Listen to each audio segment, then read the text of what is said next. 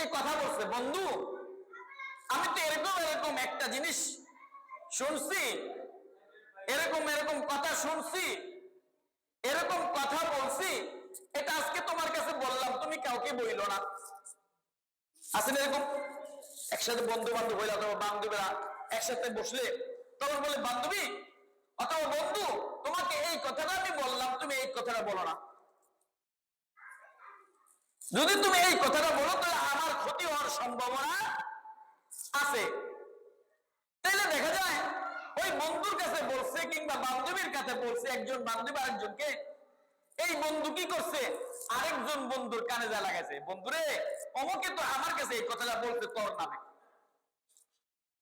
মনে করেন আমার কথাটাই অথবা আরেকজন এর কথা আমার কাছে জমা রাখছে, আমি কি করছি আরেকজনে যাই কইছি, ভাই রে অমুকে না আমার কাছে এই কথাটা কইছে তোর নামে, লাগাই দিছি গিরিঙ্গি। তাহলে এটা হলো কথার খেয়ানত।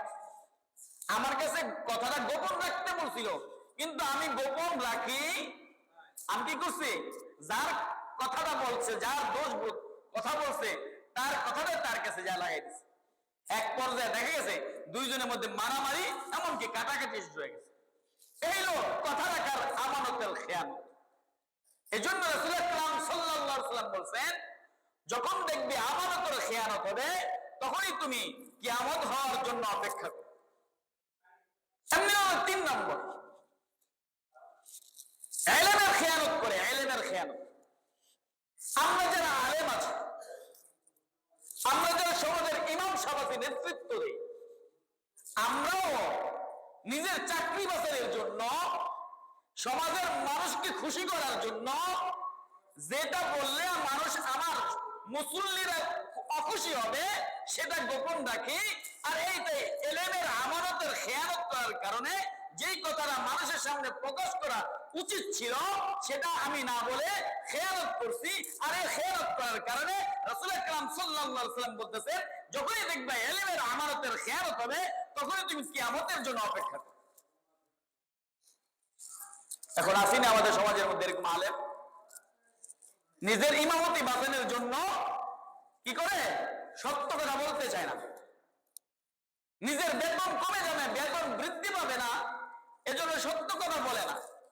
এমনি ভাবে বক্তা আসা বিভিন্ন রকমের মাহফিলে বড় বড় ওলামা বড় প্যান্ডেলের মধ্যে আলোচনা করে, কিন্তু সত্য কথা যদি সে কোরআন এবং হাদিস থেকে বলতে যায় তাহলে তার শরীরের মধ্যে কিল ঘুষি পড়ার সম্ভাবনা আছে। এজন্য সে কি করে, কোরআন হাদিস গোপন করে। এটাই হলো আমানত, ইলমের আমানতের খেয়ানত করা। রাসূল আকরাম সাল্লাল্লাহু আলাইহি ওয়াসাল্লাম এজন্যই বলেছে, যখনই দেখবে ইলমের আমানতের খেয়ানত হবে তখনই তুমি কি করো, কিয়ামতের অপেক্ষা করো।